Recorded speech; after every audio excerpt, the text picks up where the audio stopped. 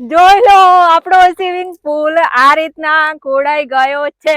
તો કેમ છો? બધા જ મજામાં હશો? તો આપણે YouTube channel Daksha recipe blog તમારું સ્વાગત છે। તો આજે અમે આવી ગયા છીએ ખેતરમાં। તો અમે શું બનાવવાના છીએ ખેતરમાં? આજે સ્વિમિંગ પુલ બનાવવાના છીએ। તો જો જેસીબી પણ આવી ગયું છે અને અહીંયા ખોદકામ શરૂ કરી દીધું છે।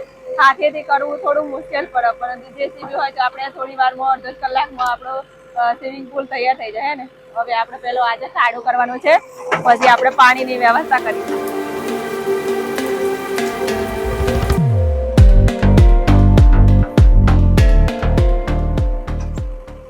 તો તમને એવું થશે કે દક્ષાબેન સ્વિમિંગ પુલ શા માટે બનાવતા હતા? સ્વિમિંગ પુલનું એટલું મહત્વ નથી। જેમ કે આપણે જો ઉનાળામાં શાકભાજી કરીએ ને તો પાણીની પણ અછત પડે અને અઠવાડિયામાં 2 વાર પાણી લેવું પડે। જો આપણે સ્ટોરેજ કરેલું પાણી હોય તો આપણે શાકભાજીમાં પણ નાખી શકીએ।